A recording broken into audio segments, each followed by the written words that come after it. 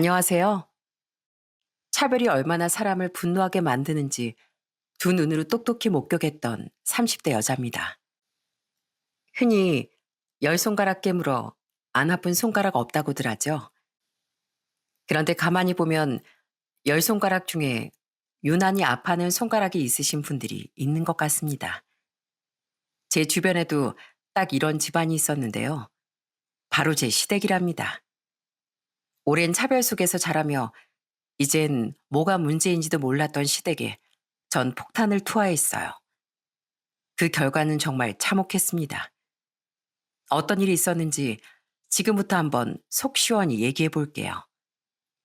저희 집은 부모님과 오빠, 저 이렇게 네 식구입니다. 사실 오빠 전 나이 차가 10살이 나다 보니 정말 귀여운 막내딸로 사랑을 듬뿍 받으며 컸습니다. 제가 초등학생 때 이미 오빠가 성인이었고 크면서 온갖 지원을 잘 받으며 자랐거든요. 사실 차별이나 이런 건 솔직히 어렸을 적엔 잘 몰랐었죠. 작은 지방 소도시에서 자랐던 전 대학 진학을 하며 독립을 하게 됐고 졸업 후엔 대기업 생산직으로 들어가게 됐습니다. 그곳에서 만난 남편과 30대 초반에 결혼을 했고요. 남편은 저보다 2살이 많았는데 사람이 성실하고 착하고 따뜻했습니다. 결혼하고 초기에 저희 친정에 내려갈 때면 항상 남편이 트렁크 가득 선물을 싣고 가곤 했어요. 그러면 저희 부모님은 남편을 엄청 반겨하시고 좋아해 주셨고요. 남편과 같이 친정에 가는 날이면 늘 상다리 부러지게 밥을 차려주시곤 했죠. 이야, 장모님, 이거 진짜 맛있어요. 아니, 어떻게 장모님 음식을 이렇게 잘하세요? 전 솔직히 이렇게 상다리 부러지게 상 받아본 적 처음입니다. 아이고, 이서방, 너무 날 띄워주는 거 아니여? 이서방 많이 먹어. 이거 다 이서방 좋아한다고 해서 내가 준비한 거야. 배부르게 먹고 올라갈 때 다 싸가지고 가. 장모님, 진짜 감동입니다. 저 이렇게 생각해 주시는 거 장모님이 처음이에요. 남편은 유독 저희 부모님을 참 좋아했습니다. 오빠도 종종 만나면 진짜 친형처럼 따르곤 했고요. 처음엔 남편이 너무 오버한다 싶었는데 점점 결혼 생활을 하면서 왜 남편이 이렇게 저희 부모님과 오빠를 좋아하는지 알게 됐습니다. 시댁은 시부모님과 시수, 그리고 남편의 여동생이었던 시누이가 있었어요. 시는 일 때문에 따로 독립해 살고 있었고 시숙은 남편보다 3살이 많았는데 저희가 결혼할 때도 미혼이었습니다. 솔직히 그것 때문에 좀 말이 많긴 했어요. 시댁에선 순서가 있는데 남편이 먼저 장가 가는 게 어디 있냐며 반대 아닌 반대를 했었거든요. 그렇다고 시숙이 연애라는 것도 아니었고 당장 결혼에 대한 뜻이 있었던 것도 아니었는데 결국엔 결혼했지만 초반엔 이것 때문에 은근히 시모가 절 탓할 때도 있었어요. 예, 아무리 니들 먼저 결혼했다지만 애는 먼저 낳으면 안 된다. 알지? 그러면 아주 족보가 꼬이는 거야. 그럼 아주버님 장가 갈 때까지 저흰 애도 못 낳는 거예요? 아주버님 결혼 안 하신다는데 그럼 저흰 아이 없이 이렇게 살아요? 뭐 아니, 아이 그런 건 아니지만 예. 아이 설마 제가 결혼 안 하겠어? 다른 거 몰라도 결혼은 해야지. 그러니까 너도 네 시숙 얼른 결혼하게 힘 좀 써. 어? 사실 결혼하면서 저희 두 사람이 그동안 모은 돈으로 신혼집도 구하고 결혼 준비도 했었습니다. 아무래도 저와 남편 둘 다 대기업에서 종사를 했기 때문에 연봉도 낮은 편은 아니었고 상여금도 꽤 잘 받았었거든요. 양가 도움 없이 둘이 알아서 결혼 준비를 해서 그런지 시댁에서도 별다른 터치는 없었는데 이상하게 시숙 관련된 일엔 좀 유별난 모습을 보이시더라고요. 시숙은 저희가 결혼할 당시 학원을 운영했었습니다. 스카이 대학 중 한 군데를 나와 공부도 정말 잘하는 인재였다고 들었어요. 졸업 후엔 처음엔 직장 생활을 했다던데 남편 말론 직장 생활에 잘 적응을 못했다더군요. 그래서 직장을 그만두고 학원을 차리고 운영하고 있었던 거였고요. 처음엔 저도 시숙 성격이나 시댁 분위기나 이런 걸 잘 몰랐습니다. 그러던 어느 날 시모가 한 번 절 슬쩍 부르더니 부탁을 하시더라고요. 예, 너 혹시 주변에 괜찮은 여자 없니? 아, 네 시숙 그래도 결혼을 시켜야 할 거 아니야. 어? 한번 알아봐 줄 수 있어? 제 주변에요? 아주버님 아직 결혼 생각 없다고 하신 거 아니셨어요? 아유, 없기는. 아, 소개해준다고 하면 별말 없이 또 나가긴 하더라. 아니, 근데 영 마음에 맞는 사람이 없는가 봐. 그래도 넌 주변에 같이 일하는 사람도 있고 친구들도 많잖니? 네가 한번 슬쩍 알아보기만 해봐. 너희도 네 시숙이 결혼해야 편할 거 아니야. 처음엔 이런 시모의 부탁에 정말 별 생각 없이 주변의 소개자를 알아보게 됐습니다. 그러던 중 한 친구가 소개를 받고 싶다며 얘기를 하더라고요. 사실 시숙이 얼굴도 나쁘지 않고 거기다 벌이도 괜찮고 학벌도 좋으니 객관적으로 그냥 딱 봤을 땐 별 문제가 없다고 생각할 만한 사람이었죠. 그래서 딱 한 명 그 친구 소개팅을 해주게 되었어요. 소개팅은 생각보다 잘 되는지 시모가 분위기가 좋아 보인다며 슬쩍 얘기를 하시더라고요. 전 정말 그렇게 잘 되고 있나 보다 생각했었죠. 그런데 며칠 후 제가 소개해준 그 친구가 기겁을 하며 저한테 연락이 왔습니다. 세상에 저도 몰랐던 일들이 있었더라고요. 예, 조연아, 너 네 시숙 원래 저런 성격인 거 알고 있었어? 어? 그게 무슨 소리야? 아니, 아주버님하고 잘 되고 있는 거 아니었어? 난 그렇게 들었는데. 뭐? 아이, 잘 되긴. 네 시숙 얘기 앞으로 꺼내지도 마. 아, 완전 질려버렸다니까. 아니, 처음에 멀끔하고 사람이 말도 잘하고 그러기 괜찮은 줄 알았지. 근데 몇 번 만나보니까, 와, 무슨 새벽 2시, 3시에 갑자기 전화 와서 만나자고 하고, 내가 뭐 한다고 하면 뭐 하냐고 꼬치꼬치 캐묻고, 아주 그냥 연애도 안 했는데 벌써부터 집착이 장난이 아니라니까. 뭐라고? 정말 그랬단 말이야? 야, 그거면 말도 안 해. 아, 거기다 얼마나 지저분한지 머리에서 비듬이 잔뜩 떨어지는데 그것뿐만이 아니라 손톱에는 아우 때가 처음엔 나도 생긴 것도 내 스타일에 성격도 괜찮은가 보다 생각하고 몇 번 만났는데 만나면 만날수록 이건 아닌 것 같아. 왠지 너도 잘 모르는 것 같아서 얘기해 주는 거야. 너 다음에 절대 딴 사람한테 네 시숙 소개해 주지 마. 너 욕먹기 아주 딱이야. 친구가 엄청 기겁하며 저한테 그 얘기를 해주는데 진짜 얼마나 친구한테 미안했는지 모릅니다. 그래서 친구한테 미안하다며 몇 번을 사죄하고 또 사죄했어요. 시숙은 친구가 더 이상 만나고 싶지 않다고 했음에도 한동안 계속 연락을 했더라고요. 그러다 아예 친구가 잠수를 타니 그제서야 포기를 했더라고요. 그런데 시모는 오히려 그런 시숙 잘못은 하나도 없고 제 친구가 이상하다고 하는 겁니다. 그때 이후로 절대 시숙은 소개시켜주면 안 되겠다고 생각하고 있었죠. 아마 그때부터 저도 시댁 분위기를 점점 느끼게 됐던 것 같아요. 시숙은 약간 천상천하 유아독존 스타일이었어요. 전 이게 다 시부모님 만든 거라는 생각이 들었죠. 시댁에 한 번씩 가서 밥을 먹을 때면 시숙이 얼마나 남편을 쪼아대고 비교했는지 모릅니다. 야, 넌 벌이도 있으면서 차가 저게 뭐냐? 하기야, 월급쟁이 벌이에 외제차 사긴 힘들긴 하겠지. 그래도 나름 대기업인데 연봉이 너무 적은 거 아니야?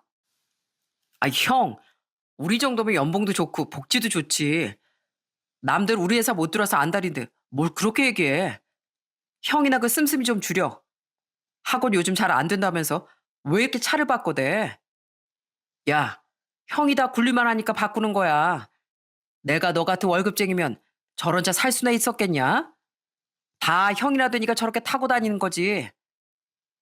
솔직히 어디 가서 남편 직업이 부족한 건 아니었음에도 시숙은 자꾸 남편을 자기 발바닥 밑 정도로 생각하는 것 같더라고요. 그렇게 시숙이 얘기를 하면 부모로서 중간에서 그만두라고 하거나 아니면 시숙한테 한 소리를 해야 하는데 시부모님은 절대 그러지 않았어요. 오히려 항상 시숙 편을 들곤 했죠. 아유, 그래. 세상에 형만한 아우가 어딨겠니. 너도 네 형한테 잘해. 형이 잘 되면 다 니들한테 돌아가지 않겠어? 형 말 잘 듣고 네 형이 좋은 대학도 나와서 이렇게 학원까지 잘 운영하고 있는데 당연히 형 말을 들어야지. 니들이 아무리 좋은 겹에 다닌다고 해도 형만큼 하겠어? 그렇지. 아유, 동생들 아무리 얘기해도 몰라. 나중에 니들이 시간 지나봐라. 이 형이 얼마나 큰 집을 짊어지고 있는지 니들은 백날 얘기해도 모를 거야. 시부모님은 두 분 다 집안에서 장남 장녀라 그런지 늘 시숙 편만 들고 남편이나 신우 편은 잘 들어주지도 않았습니다. 특히나 시숙이 공부도 잘하고 그땐 또 벌이도 좋고 그랬기 때문에 더 시숙을 두둔하시곤 했어요. 심지어 모든 스케줄을 시숙한테 맞춰 조정하시기도 했고요. 한 번씩 따로 사는 신우이랑 다 같이 밥을 먹으려고 겨우 시간 맞춰 날짜를 잡으면 이상하게 약속이 깨지는 경우가 많더라고요. 그게 다 시숙 때문이었죠. 어느 날은 겨우 다 같이 모이는 날을 마련했는데 갑자기 몇 시간 전에 시모 연락이 온 겁니다. 아유, 얘 오늘 밥 못 먹겠다. 예약한 거 다 취소해라. 네? 어머님, 하루 전도 아니고 갑자기 몇 시간 전에 취소 못해요. 이미 음식까지 다 예약해서 마련한 거 어머님도 아시잖아요. 갑자기 근데 왜요? 아니, 네 시숙이 바쁘대잖니. 갑자기 일정이 생겼다는데 어떡해 그럼. 그럼 아주버님 빼고 어머님, 아버님, 저희랑 아가씨 이렇게 보면 되겠네요. 뭐? 아니, 큰애도 없이 무슨 밥을 먹어. 그러면 안 되지. 아무리 그래도 큰형이 와서 자리를 지키고 앉아 있어야지. 홀라당 빼고 밥을 먹니? 아유, 됐다. 밥 먹는 거 취소하고 다음에 보자꾸나. 전 시모의 이 말이 도통 이해가 되지 않았어요. 솔직히 그전에도 시누이가 바쁘거나 저희 남편이 바쁘거나 아니면 제가 일정이 있어서 빼놓고 밥을 먹었던 적도 있었거든요. 그런데 딱 시숙이 못 간다고 하면 아예 자리를 파토내버리니 저로선 진짜 이해가 되지 않더라고요. 결국 그날은 시부모님 빼고서 시누이랑 저희 부부만 따로 먹었습니다. 그때 시누이가 그 사실을 알고서 얼마나 열불을 토해냈는지 모릅니다. 새언니, 엄마랑 아빠 진짜 절대 안 달라져요. 전부터 그랬다니까요. 맨날 그 첫째. 저럴 거면 우리 왜 낳았나 몰라. 아주 지긋지긋하다니까요. 뭐 저희야 그렇게 평생 살아서 이젠 덤덤하지만 새언니 아마 한동안 꽤나 머리 아플 거예요. 그러니까 너무 엄마 아빠 신경 쓰지 마세요. 아니, 저야 그냥 며느리니까 그러려니 할 수도 있겠지만 아가씨랑 남편한테도 저러시니 제가 다 서운하네요. 그냥 놔두세요. 큰오빠 믿고 저러는데 제가 보기엔 저러다 우리 엄마 아빠 큰 코 다쳐요. 전 지금도 밖에 나가면 첫 번째로 한 번도 안 선다니까요. 얼마나 첫째가 지긋지긋하면 그러겠어요. 신우의 말에 마음이 너무 짠하더라고요. 신우와 남편은 그저 이 상황이 당연한 것처럼 생각하더군요. 그러다 보니 남편이 자신을 누구보다 좋아하고 아껴주는 우리 부모님과 오빠를 진짜 좋아하고 따르는 거구나 싶은 생각도 들었답니다.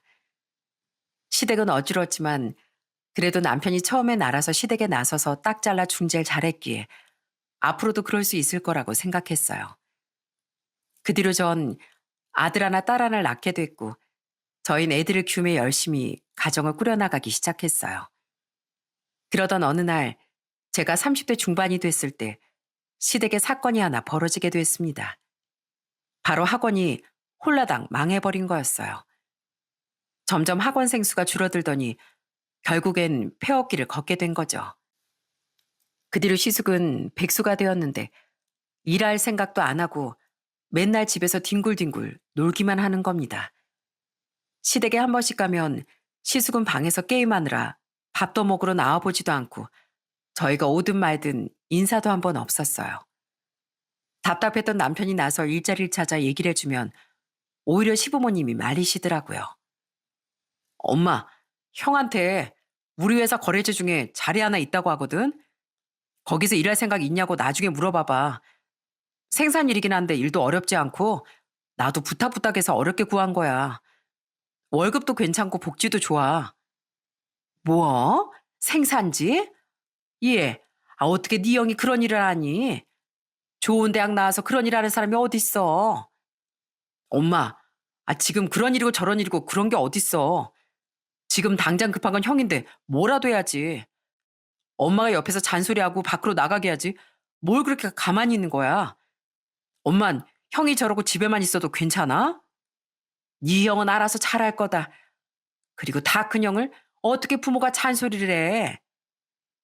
시숙만 답답하게 했다면 솔직히 얘기도 안 했을 겁니다. 그런데 시부모까지 나서 시숙을 두둔하고 앉아 있는데 속이 터질 수밖에 없었어요. 그렇다고 시숙이 혼자 잘하면 이런 걱정도 안 했겠죠. 그동안 하고 나면서 돈이라도 모아뒀으면 좋았으련만 외제차 바꾸고 여기저기 펑펑 써제끼느라 모아둔 돈도 없고 돈이 없으니 밖으로도 잘 안 나가고 그러더라고요. 그런데 그런 모습을 보면서 시모는 너무나 안쓰러워하셨습니다. 하루는 저희한테 할 말이 있다며 오신 적이 있었어요. 그러면서 하는 말이 진짜 기가 막혔어요. 니들은 니들만 잘 살면 그만이니? 니 영은 안쓰럽지도 않어? 저 나이에 혼자서 저렇게 힘들게 지내고 있는데 동생으로서 형을 좀 도와야지. 뭔 소리야 엄마. 내가 일자리 다 구하고 얘기해도 엄마도 싫다 아빠도 싫다 형도 싫다 그랬으면서 뭘 우리가 아무것도 안 했다 그래. 아유 그렇게 쓸데없는 자리 구하지 말고. 아니 생각해보니까 내가 네 형 한 번 더 하고 나면 더 잘 될 것 같아 그래. 니들이 보증금이랑 이런저런 돈 좀 지원해줘라. 뭐? 무슨 돈? 우리 뭐 땅에서 파서 돈 만들어? 그리고 형이 학원 할 생각 있으면 본인이 알아서 스스로 학원 할 돈을 마련해야지. 저러고 게임만 하고 있는데 엄마 지금 뭐 하고 있어? 처음 학원 차릴 때도 엄마랑 아빠가 다 해준 거 아니야? 아니 그걸 날려먹었으면 엄마랑 아빠가 뭐라도 해야 하는 거지. 왜 우리한테 또 뭐라고 하고 있냐고. 제발 그런 소리 할 거면 오지도 마. 자식 키우면서 아등바등 살고 있는 둘째 아들네의 모습은 보이지도 않는지 어떻게 저희한테 찾아와 시숙을 또 도와달라고 할 수 있나요? 정말 저도 그 말을 들으며 너무 어이가 없더라고요. 가만히 보면 시숙은 항상 한 걸음 뒤에 떨어져 볼 뿐이었고 본인이 나서서 뭘 부탁하거나 그러는 것도 아니었어요. 다 시부모가 나서서 시숙을 도와주라느니 돈이라도 쥐어주라느니 형 체면이 살아야 동생들이 산다느니 별의 별말을 다 하시곤 했습니다. 그런 시부모님의 태도에 점점 저도 지쳐가고 시댁에 잘하고 싶은 마음이 많이 사라지더라고요. 몇 년 사이도 제 마음이 이렇게 식어가는데 남편은 이상하게 그 상황에 대해 심각하게 생각하지 않았습니다. 남편은 저렇게 화를 내고서도 또 시간이 지나면 알아서 풀려가지고선 시댁에 아무렇지 않게 가곤 했죠. 한 번은 명절에 남편이 시부모님께 용돈을 드린 적이 있었어요. 그런데 그 봉투를 받고선 시숙이 나가려고 하니 봉투에서 돈을 꺼내 시숙에게 주는 겁니다. 저는 너무 깜짝 놀라 얘기를 했어요. 어? 어머님, 그거 아까 저희 남편이 어머님 쓰시라고. 아유, 줬는데 내가 어떻게 쓰든 내가 알아서 해야지. 당장 현금이 없어서 그래. 뭐 어차피 내 돈 아니니. 태서가 오늘도 늦어? 아이, 몰라. 엄마, 나 5만 원만 더 줘. 꼴랑 10만 원으로 내가 뭘 하라는 거야. 아니, 그냥 그거 다 줘. 그러더니 휙 하고 시모 손에 든 봉투를 시숙이 가지고 가는데 진짜 너무 황당하고 어이가 없더라고요. 이게 도대체 뭐 하는 짓인가 싶었는데 남편은 그 모습을 보면서도 멀뚱멀뚱 앉아만 있더라고요. 전 너무 속이 터져 집에 가는 길에 한 소리를 했습니다. 그런데 남편은 뭐가 잘못된 건지도 모르더라고요. 당신 아까 왜 그냥 가만히 있었어? 어머님 봉투 아주버님이 그냥 가지고 간 거 못 봤어? 아이, 봤지. 엄마가 주는데 그럼 어떻게 해? 뭐? 아무리 그래도 그건 어머님 쓰라고 드린 거잖아. 그 자리에서 당신이 좀 뭐라고 해야지. 그냥 가만히 있으면 어떡해. 아이, 어차피 엄마 쓰라고 준 거잖아. 그때 안 줘도 그 돈은 다 형 주머니로 들어가게 돼 있어. 아무리 내가 말하면 뭐해? 엄마가 아주 듣지도 않는데. 저번에 봤잖아. 아무리 내가 화내도 엄마랑 아빠는 귀등으로도 안 들이시는 거. 저라면 정말 길길이 날뛰며 화를 낼 상황에서도 남편은 대수롭지 않게 생각하니 진짜 속이 타더라고요. 그래서 그런지 시모는 남편이 가끔씩 기분 나빠 화를 내면 마치 제가 뒤에서 조종한 것처럼 얘기하시곤 했습니다. 어느 날은 시숙이 뜬금없이 차를 바꾸겠다며 남편한테 돈을 빌려달라고 한 적이 있었어요. 그것도 한두 푼도 아니고 진짜 몇백이었습니다. 그전에도 야금야금 돈을 빌려가 안 갚은 적이 있었기에 남편은 그걸 그냥 바로 거절했나 보더라고요. 그런데 그 다음에 시모가 저한테 전화가 온 겁니다. 얘, 네 시숙이 뭐라 안 하든 이번에 차 바꾸겠다고 하던데 네가 태범이한테 돈 빌려주지 말라 그랬니? 네? 제가 그런 게 아니라요. 남편이 안 된다고 얘기했나 보더라고요. 그런데 아주버님은 차도 멀쩡한데 왜 자꾸 바꾸신대요? 걔가 다 생각해서 그러겠지. 괜히 바꾼다 그러겠어? 아니 근데 왜 그걸 안 된다고 네가 막아서. 세상 천재 형 동생 둘뿐인데 둘이서 알아서 할 일을 네가 왜 중간에서 막아서냐고. 어머님, 제가 막은 게 아니라요. 남편이 지금 모아둔 돈도 없고 그리고 아주버님 빌려갔다가 자꾸 안 갚으니까 못 빌려준다고 남편이 그런 거더라고요. 하여간 너 그러는 거 아니다. 사람이 힘들 때 서로 돕고 살아야 하는 거야. 아이, 너처럼 그렇게 냉정하게 딱 잘라버리면 사람이 살 수나 있겠어? 아무튼 알았다. 내가 네 시숙이랑 얘기해보마. 그러더니 시모가 전화를 끊어버리는데 전 너무 황당하고 어이가 없었어요. 제가 그렇게 말한 것도 아닌데 마치 저 때문에 형제 의가 상하는 것 마냥 얘기를 한다는 게 너무 황당하더군요. 그러던 어느 날 제가 30대 후반이 됐을 때였어요. 진짜 갑자기 뜬금없이 시숙이 결혼을 한다는 소식이 들려온 겁니다. 그때 시숙 나이가 40 초반이었는데 사실 그때까지도 일을 하지 않고 있었고 이 일 저 일 하다 그만두길 반복하며 모아둔 돈도 없었거든요. 그런데 도대체 뭘로 결혼을 하겠다는 건지 도통 이해가 되지 않더라고요. 아무것도 없는 시숙한테 시집 오겠다는 예비 형님이 어떤 사람인지 너무 궁금했습니다. 그런데 그 소식을 듣고나 얼마 지나지 않아 예비 형님을 만나게 된 일이 생겼어요. 그때 진짜 끼리끼리라는 게 이런 말이구나 알게 되었죠. 그날은 정말 뜬금없이 시숙이 갑자기 저희 집에 오겠다고 전화가 왔더라고요. 같이 밥이나 먹자며 퇴근 시간에 맞춰 집에 왔는데 어쩐 일로 삼겹살이랑 이것저것 사왔더라고요.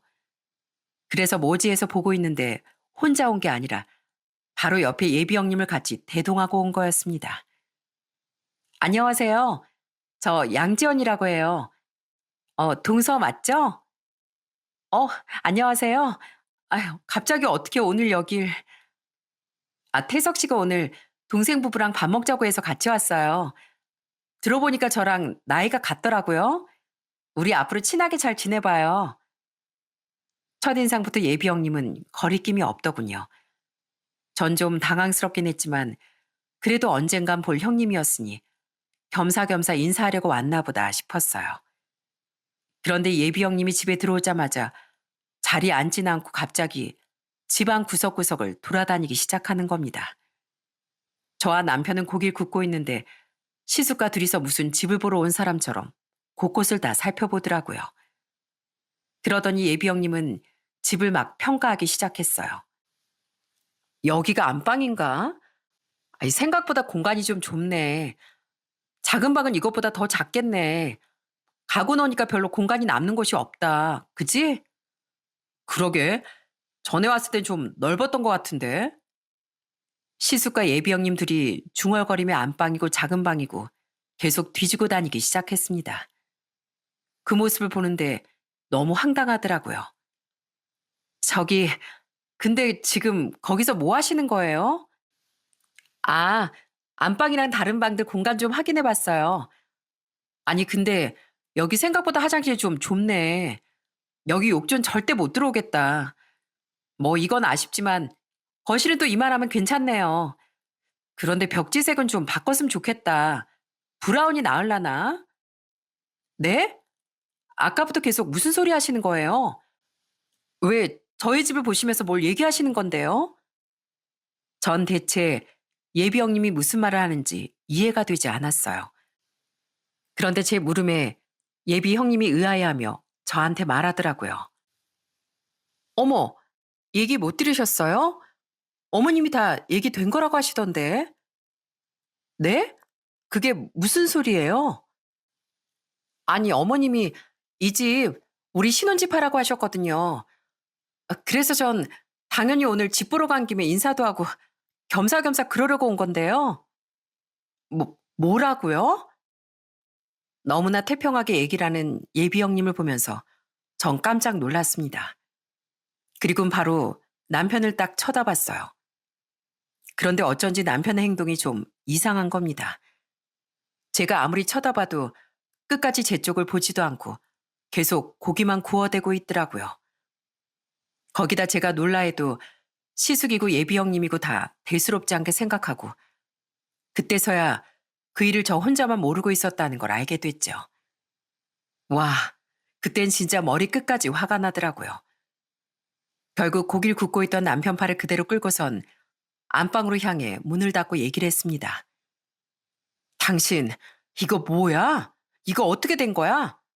당신이 허락했어? 그러자고 허락했냐고. 얘기해봐. 이게 어떻게 된 거야? 아니야. 난 진짜 반대했어. 난 모르는 일이라니까. 아니, 엄마가 혼자 얘기하고 혼자 그러겠다고 결정 내려버린 건데, 나더러 어떡해. 난 절대 안 된다고 끝까지 반대했어. 여보, 걱정하지 마. 아이, 진짜 여기 들어와 살겠어? 뭐라고? 그럼 저건 뭔데? 아주버님이랑 형님이랑 와서 지금 집도 둘러보고 있는데, 저건 어떻게 설명할 거야? 아이, 참, 아니라니까. 엄마 혼자 그렇게 얘기한 거야. 내 말 믿어. 내가 절대 안 그러게 할게. 어? 절대 그럴 일 없다며 억울해하는 남편 표정을 보고서도 전 도무지 화가 풀리지 않았어요. 아니, 그 집주인이 절대 아니라고 하는데 왜 시모는 자기 멋대로 시숙네한테 신혼집으로 내어주겠다고 한 건지 이건 도저히 참을 수가 없겠더라고요. 바로 전 시모에게 전화를 걸었습니다. 그런데 시모가 하는 말을 듣고 전 경악을 금치 못했네요. 여보세요? 아, 그래, 나다. 어머님, 대체 이게 어떻게 된 거예요? 형님이랑 아주버님이 집에 찾아왔는데 이 집 구석구석을 살피더니 여기 신혼집으로 한다고 하는데 어머님이 그러셨다면서요? 대체 이게 무슨 소리예요? 아, 그거 내가 그러라고 그랬다. 아, 네? 뭐라고요? 아니, 이걸 왜 어머님이 그러라고 하시냐고요? 그러면서 시모가 하는 말이 진짜 기가 차더라고요. 아니, 시숙네 결혼하고서 여기 들어와 살라고 하니까 네 예비 형님이 죽어도 싫다고 하지 않니? 학가는 절대 안 된다고 하는데 그러면 어떻게 하니? 그래도 네 시숙 결혼시켜야 될 거 아니야. 그래서 그 집 네 시숙 주고 니들은 여기 들어와 살거라. 어차피 방도 많이 있고 말이야. 작은 방 니들 쓰고 다른 방 손주들 쓰고 그러면 될 거 아니니. 네 시숙이 지금 돈이 있어 뭐가 있어. 그런 상황에서도 시집 오겠다고 하는데 우리가 뭐라도 해야 하지 않겠어. 딱 2년만 거기서 살게 해줘. 그러면 2년 뒤엔 내가 어떻게든 나가라고 할 테니까. 알았지? 네? 어머님, 저희 집이 무슨 전세예요? 그럼 전세 자금 주세요. 네? 그거 주실 거예요? 아이고, 넌 왜 이렇게 애가 각박하니? 넌 그게 문제야. 니들 대기업 다니잖아. 아, 대기업 둘씩이나 다니면서 돈도 많이 벌잖니. 꼭 굳이 깐깐하게 남처럼 그래야 되겠어? 제발 그렇게 각박하게 좀 살지 마라. 이 인생은 서로 돕고 돕는 거야. 아, 니들 그러면 나중에 풀릴 일도 안 풀려. 그러니까 이번에 네가 좀 양보 좀 해라. 명색이 장남인데 집은 해야지. 내 체면도 좀 살려줘라. 어머님, 아이고, 예, 내 귀 안 먹었다. 그냥 신혼집으로 좀 양보해달라는 게 그렇게 힘드니? 너도 형님 들어오면 좋을 거 아니야. 뭐 나만 좋자고 이래? 네가 좀 양보해. 도무지 심오한 말이 안 통할 것 같더라고요. 어떻게 뻔뻔하게 그렇게 당당하게 이런 말을 하실 수가 있는지 전 이제 참을 만큼 다 참았다 싶었죠. 그래서 딱 한마디를 던졌습니다. 네, 그러죠. 어머님, 제가 그럼 양보할게요. 아유, 그래, 잘 생각했다. 네가 그래도 예인이 있구나. 원래 가정의 첫째가 잘 돼야 나머지 동생들도 잘 되는 거야. 네가 생각 잘한 거다. 아니요, 그게 아니라요. 제가 며느리 자리 양보한다고요. 어머님 새며느리 알아서 잘 찾아보세요. 아시겠어요? 그러고선 전 전화를 딱 끊어버렸습니다. 제가 이렇게 얘기하니 옆에서 남편이 기겁을 하며 갑자기 절 말리기 시작하더라고요. 여보, 그게 무슨 소리야? 며느리를 양보한다니. 그게 무슨 소리냐고. 당신 뭐 나랑 이혼이라도 하겠다는 소리야? 그래, 내가 이혼을 불사해서라도 이 꼴은 못 참지. 당신 이제 선택해. 당신 집안하고 인연 끊을 거야. 아니면 날 선택할 거야? 둘 중 하나만 선택해. 알았어? 다른 선택지라는 거 없어. 내가 정말 당신하고 결혼해서 하다 하다 진짜 내가 별꼴을 다 본다. 이걸 나더러 그냥 참으라고? 아, 내가 왜 우리 집을 당신 형한테 줘야 하냐고. 이거 당신 집이야? 당신 혼자 마련한 집이냐고. 그리고 우리 결혼할 때 한 푼이라도 받은 거 있었어? 근데 왜 이걸 내놔? 여보, 그게 아니라 내가 진짜 미안해. 어? 내가 미안해. 내가 다 해결할게. 그러니까 제발 진정 좀 해. 남편은 제 팔을 부여잡고 빌고 또 빌었지만 전 다 끝을 내버리고 싶었습니다.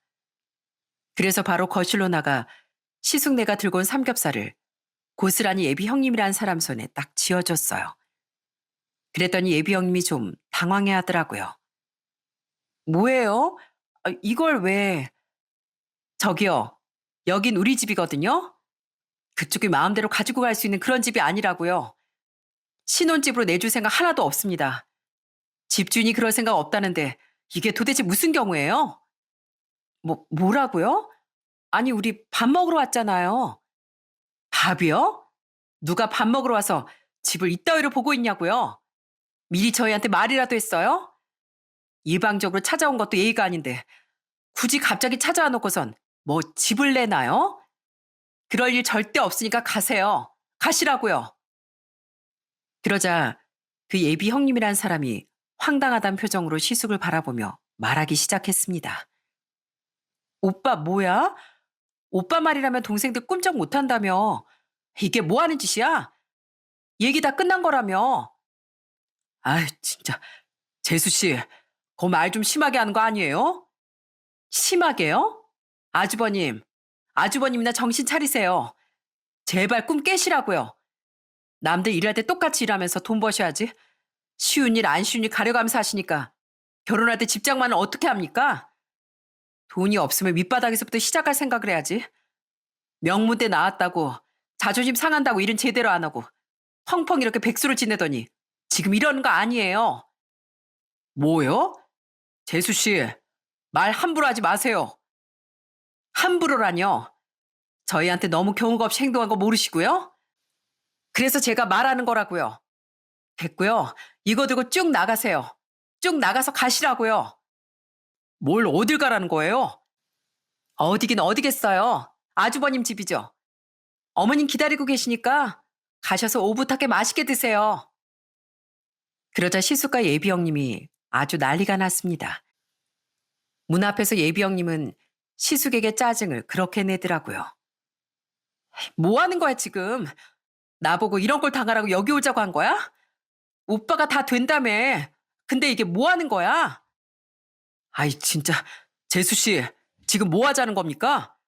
아무리 내가 지금껏 가만히 있었다고 하지만 이거 좀 너무한 거 아니에요?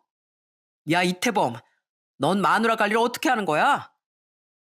결국 시숙은 제 남편에게까지 화를 내기 시작했어요. 그런데 그때 그동안 형한테 큰 소리 한번 못 치던 남편이 갑자기 눈을 번뜩 뜨더니 화를 내기 시작하더라고요. 뭐? 형이야말로 뭐라는 거야? 얼른 나가. 나가라고. 우리가 언제 이 집 형 신혼집으로 준다 그랬어? 엄마랑 형이 둘이서만 쿵짝쿵짝 말 맞춘 거지. 나 이 집 형한테 절대 못 줘. 안 줘. 그러니까 나가. 나가라고. 뭐 이 자식아? 아주 이 자식 많이 컸네. 형한테 이렇게 큰 소리도 치고 말이야. 그게 뭘 커? 내가 어릴 때부터 형보다 키가 더 컸거든? 얼른 나가.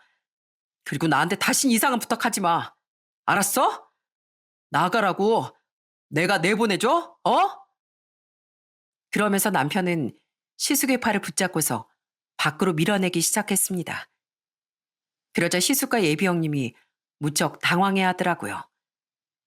그렇게 현관문 밖까지 쫓겨났는데 시숙은 자존심이 상했는지 끝까지 화를 냈습니다. 아유, 알았어. 알았다고. 아프니까 좀 놔. 결국 시숙은 남편의 손에 이끌려 집 밖으로 쫓겨나고 말았습니다. 사실 남편이 시숙보다 키도 크고 덩치도 있었거든요. 단지 형이란 이유로 그동안 참았던 건데 그날 사건이 남편을 정신 차리게 만든 것 같습니다. 그런데 그렇게 시숙네를 내쫓고 나서 어떤 일이 있었는지 아세요? 결국 남편은 시댁에 가서 완전 뒤였고 절대 집을 못 내준다며 통보하고 온 모양이더라고요. 제가 이 상황을 해결 못하면 바로 이혼이라고 했거든요. 남편은 제가 이혼까지 불사하겠다고 하자 그제서야 정신이 번쩍 들었는지 바로 시댁에 가서 뒤엎은 거죠. 처음엔 시모가 저한테 전화가 왔었어요. 막 절 회유하고 설득하려고 하시더라고요. 예, 애미야, 너 그러지 말어. 네 시숙 결혼해야 네가 편하다니까. 이씨 집안에 시집와서 너 혼자 며느리였잖니. 네 형님 생기면 너도 편하고 다 좋은 거야. 그러니 2년만 딱 눈 감고 그 집 빌려주면 되는 건데 뭐가 그렇게 어려워. 어머님, 이 집 저랑 남편 돈 모아서 산 집이에요. 근데 대체 왜 빌려줘야 하는 건데요? 그동안 아주버님 힘들다 어렵다 해서 도와줘도 고맙단 말 한 번 못 들었는데 어머님 집 주겠다고 하니까 처음 아주버님이 저희 집 오면서 고개 사왔더라고요.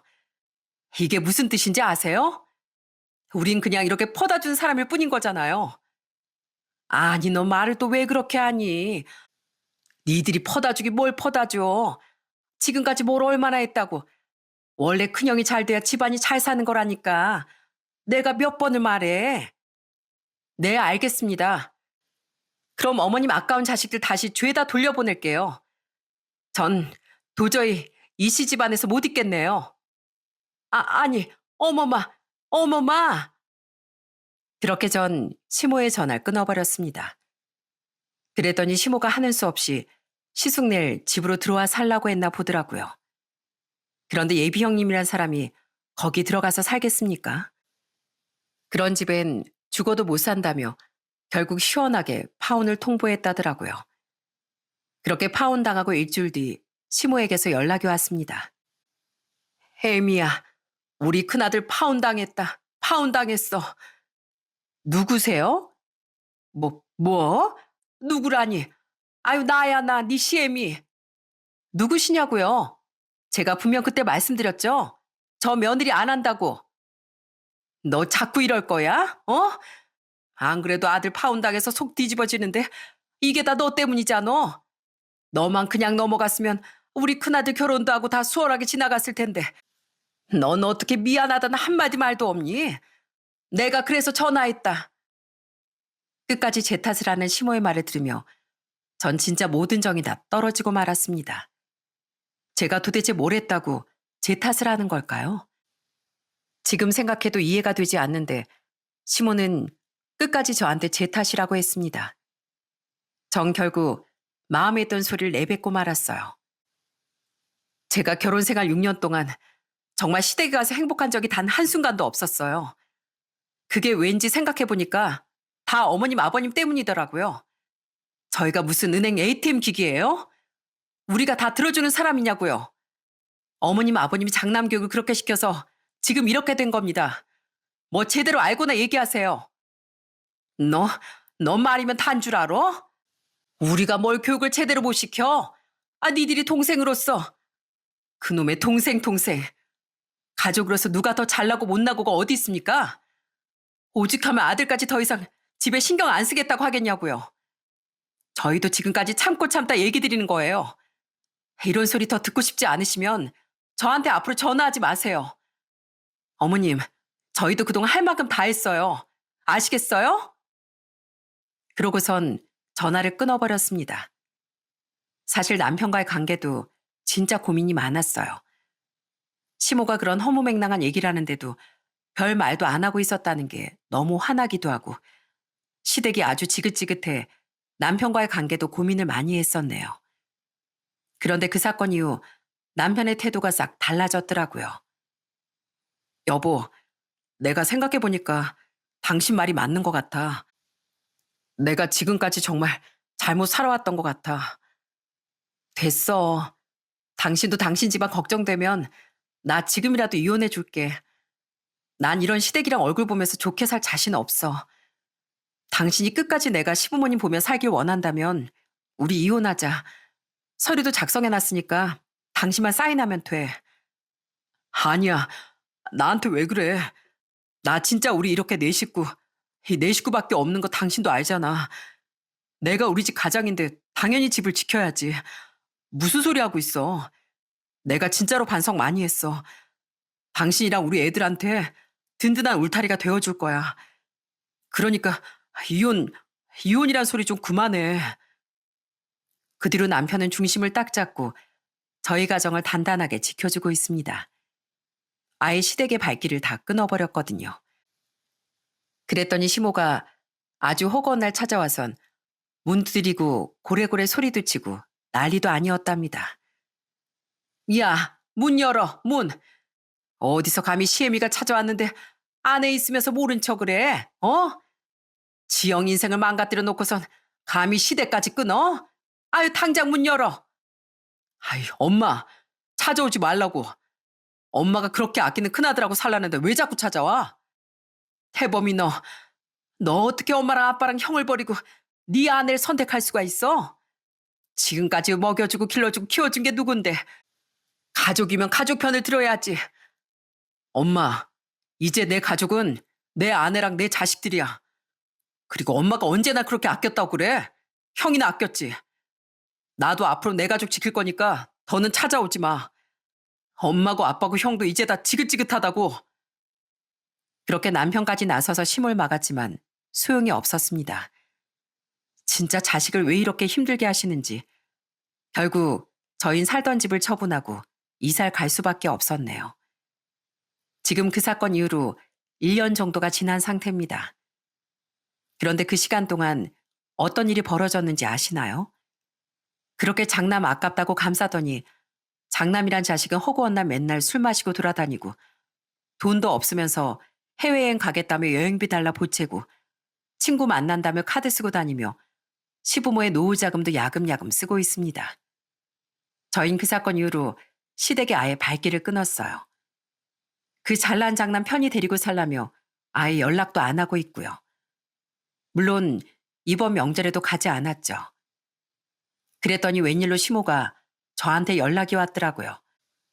또 무슨 속을 뒤집으려 그러나 싶어 안 받으려 하다 전화를 딱 받아봤습니다. 그런데 제가 전화를 받자마자 우는 소리를 하시는 거 있죠? 아가, 내가 이제야 네 마음 다 이해가 된다. 나 도저히 큰애하고 못 살겠다. 우리가 나가라고 그렇게 얘기를 해도 절대 못 나간다고 아주 그냥 자리 잡고 난리가 아니야.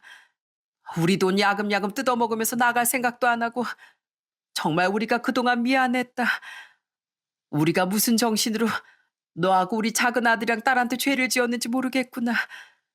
장남만 그렇게 찾던 벌을 우리가 이제서야 봤나 보다. 정말 미안하다. 미안해. 솔직히 전 시모의 말에 좀 놀랐습니다. 그동안 시댁에서 미안하단 한마디를 들어본 적이 없었거든요. 오죽 시숙한데 질렸으면 저한테 처음으로 이렇게 사과를 하시겠어요? 그러다 제가 아무 말도 하지 않으니 계속 부탁을 하시더라고요. 우리 손주들도 너무너무 보고 싶고 우리 작은 아들도 보고 싶구나. 이번에 시간 되면 한 번 좀 와주면 안 되겠니? 니들이 없으니까 우리가 너무 쓸쓸하고 힘들다. 태범이랑 얘기해서 한번 집에 오너라.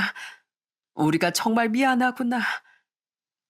그렇게 시숙만 감싸더니 결국 시부모님은 다른 자식들에게 외면받고 시숙 뒤지다거리를 하며 살게 되셨어요. 간간히 시는 그래도 시댁에 왔다 갔다 하는 모양이더라고요. 그러면서 한 번씩 저희 집에 들려 시부모님이 요즘 어떻게 사시고 계시는지 얘기를 해주는데 참 그 얘기를 들을 때마다 너무나 기가 막힌답니다. 언니, 요새 우리 엄마 아빠 어떻게 사는지 알아요? 아휴, 집에 가보면 한숨밖에 안 쉬어요. 그러게 왜 큰오빠한테만 그렇게 해가지고선 요즘은 저한테도 잘해주신다니까요. 전엔 네 큰오빠가 최고니 뭐니 그러더니만 요즘은 저한테 고맙다느니 어쩐다느니 아휴 진작에 그러던지. 안 그래도 어머님 전화 한번 오셨었어요. 요새 왜 안 오냐 보고 싶다 이러시는데 아주버님은 여전히 그렇게 지내시는 거예요? 오빠야 뭐 불편한 게 있겠어요. 엄마 아빠 돈으로 지 하고 싶은 거 실컷 하면서 지내겠지. 그게 자기 삶을 갉아먹는 줄도 큰오빠 모를 거예요. 나중에 다 지나고서 아마 큰오빠도 단단히 후회할 날이 오겠죠 뭐. 언니랑 둘째 오빠는 그냥 모른 척해요. 시숙은 여전히 일도 안 하고 탱자탱자 놀며 자기 부모 돈을 까먹고 살고 있지만 그런 시숙을 만든 건 다 시부모님이라고 생각하고 있어요. 애초부터 차별하지 않고 모든 자식들을 사랑으로 감싸고 잘못할 땐 훈육도 하고 그랬다면 아마 시숙도 정신 차리고 이 세상을 잘 살아갔을지도 모르겠습니다. 부디 저희가 바라는 건 다른 사람들한테 피해 주지 않고 제발 정신 차려 성실하게 시숙이 살았으면 좋겠네요. 여전히 남편은 저희 친정에 가는 걸 참 좋아합니다. 매번 갈 때마다 친정에선 우리 이서방 하며 정말 좋아하시거든요. 그래서 그런지 전 일찍 집에 돌아오고 싶은데도 남편은 하루 이틀 꼭 저희 친정에서 시간을 보내고 오고 싶어 하네요. 이번 사건도 저희 집에서 아시고선 참 마음 아파하셨답니다. 남편이 그동안 상처가 많았겠다며 부모님께서 모르는 척하고 더 남편을 아껴주신답니다. 얼마 전 남편 생일날 그토록 사고 싶어 하던 게임기를 저희 친정 부모님이 사주시기도 했어요. 그런데 그걸 딱 받아들고서 남편이 어땠는지 아세요? 진짜 아이처럼 울더라고요. 장모님, 장인어른, 아니 이걸 어떻게 아시고 사오셨어요? 아니 소연이한테 들어보니까 자네 이거 사고 싶다고 했다면서? 예전부터 내내 사고 싶다길래 우리가 마침 자네 생일 선물로 사주면 좋겠다 싶었지 뭐. 아유 그냥 용돈으로 챙겨주고 그랬나? 아닙니다. 아니에요. 저 이렇게 제가 가지고 싶은 거 받은 적 진짜 처음이에요. 장모님 장인어른 진짜 감사합니다. 이서방, 이서방이 좋아해 주니까 내 마음이 다 좋구만. 이서방이 우리한테도 잘하고 우리 딸한테도 잘하고 애들한테도 좋은 아빠라 우리가 더 고맙네. 앞으로도 이렇게 내 식구 행복하게 잘 지내기만 하세. 따뜻한 아빠의 말에 남편은 그날 참 많이 울었습니다. 아마 어릴 적부터 겪었던 결핍이 이런 곳에서 하나하나 터지는 것 같아요. 한때는 저도 남편이 좀 얄밉고 미웠을 때도 있었지만 생각해보면 남편도 차별의 피해자잖아요. 그런 남편의 마음을 저라도 어루만져 따뜻하게 채워주려고 노력해야겠죠. 요즘 SNS나 TV에서 많이 나오는 게 아마 애들 교육인 것 같습니다. 저도 두 아이를 키우는 엄마이다 보니 아이들을 어떻게 하면 이 세상에서 홀로 잘 살 수 있는 인간으로 만들까 고민을 많이 하게 되거든요. 물론 공부를 잘해서 능력 있고 좋은 직업을 갖도록 하는 것도 중요하지만 가장 먼저 갖춰야 할 건 인성이라고 생각합니다. 그 인성을 길러주는 건 부모의 몫이라고 생각하고요. 흔히 사랑을 듬뿍 주면 아이는 그 사랑을 먹고 잘 자란다고 하지 않습니까? 그런데 그 사랑을 주는 방식도 정말 중요한 것 같습니다. 무조건 절제되지 않고 무한으로 뭘 하든 사랑을 주는 건 오히려 아이에게 독을 주는 거나 다름없는 것 같아요. 아이가 잘못을 하면 혼을 낼 줄도 알아야 하고 바른 길로 인도해야 하는 게 부모의 역할이 아닐까요? 이 사연을 들으신 많은 분들 중에선 어린 자녀가 있으신 분들도 계실 테고 아마 성인인 자녀가 있으신 분들도 계시겠지만 부모의 역할은 끝이 없다고 생각합니다. 아이가 어리든 다 자랐든 잘못한 점이 있다면 부모로서 바르게 잡아줘야 하는 것 같아요. 저희도 저희 애들이 올바르게 잘 자랄 수 있도록 앞으로 더 신경 써서 키워보려고 합니다. 긴 이야기 들어주셔서 정말 감사합니다. 모든 가정에 행복하고 평화가 가득하시길 바랍니다.